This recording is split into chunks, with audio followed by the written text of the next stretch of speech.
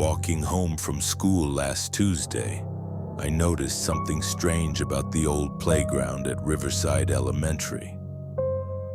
The swings were moving even though there wasn't any wind. At first I thought maybe some kids were playing after hours, but the place looked completely empty. What I discovered next would haunt me for weeks. The playground had been abandoned for 3 years after the school closed down. Rusty monkey bars, cracked slides, and that old merry-go-round that squeaked whenever it turned.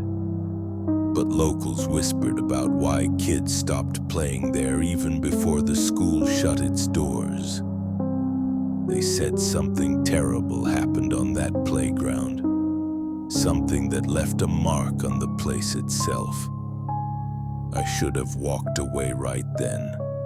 Should have listened to that voice in my head telling me to keep moving. But curiosity got the better of me, and I found myself climbing over the chain-link fence that surrounded the property.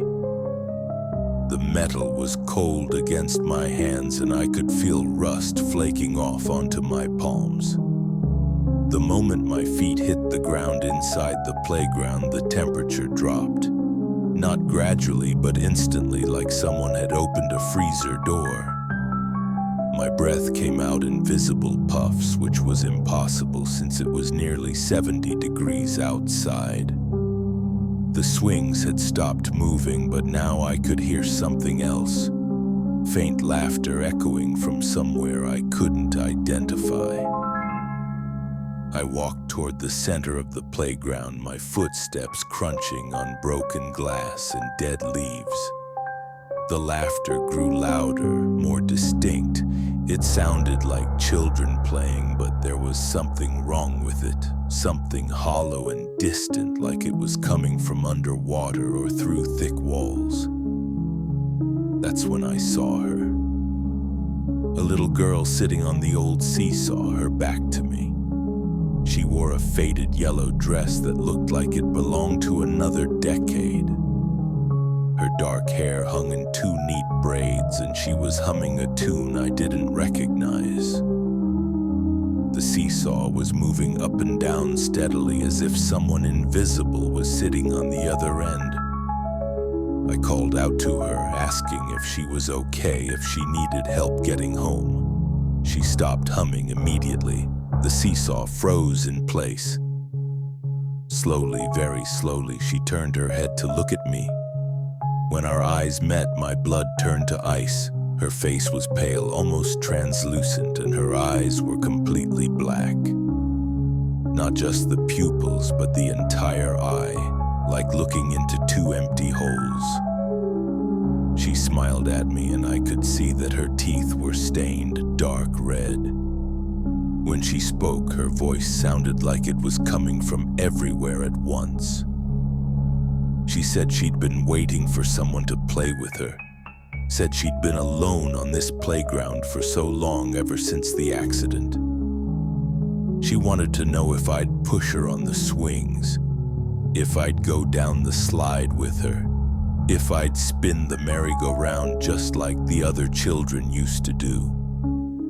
I tried to back away, but my feet wouldn't move. It was like they were glued to the ground. The little girl stood up from the seesaw and started walking toward me. With each step she took, the playground equipment around us began to creak and groan. The swing started moving again, faster this time. The merry-go-round began spinning on its own, picking up speed until it was just a blur of rusted metal. She told me about the day she died, how she'd been playing on the monkey bars when one of them broke, how she'd fallen and hit her head on the concrete below, how the other children had screamed and run away, leaving her there alone. She said she'd been trying to get their attention ever since, trying to get someone to stay and play with her. The temperature kept dropping. I could see frost forming on the metal playground equipment. My hands were numb and I could barely feel my face. The little girl was getting closer, and I could smell something terrible coming from her direction. Something like old flowers and wet earth. Just when I thought I couldn't move, couldn't escape, I heard a sound that broke whatever spell had been holding me. A church bell ringing in the distance, marking the hour. The little girl stopped walking and looked confused, like she'd forgotten something important. In that moment of her distraction, I found I could move again. I ran toward the fence as fast as my legs would carry me. Behind me, I could hear her calling my name, though I'd never told her what it was. She was begging me to come back, to stay and play, to be her friend. I climbed that fence faster than I'd ever climbed anything in my life. When I reached the top and looked back, the playground was empty again. The swings hung motionless. The merry-go-round had stopped spinning. But I could still hear that hollow laughter echoing in the air. I ran all the way home and didn't stop until I was safe inside my house. When I told my parents what happened, they exchanged worried glances. That's when they told me about Sarah Mitchell, a 7-year-old girl who died on that playground 15 years ago.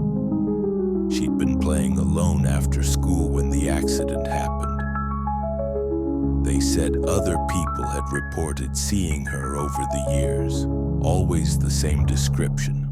Always asking someone to play with her. Always trying to keep them from leaving. I never went back to that playground, but sometimes on quiet nights when the wind is still, I can hear faint laughter carried on the air. And I know she's still there, still waiting, still hoping someone will stay and play with her forever.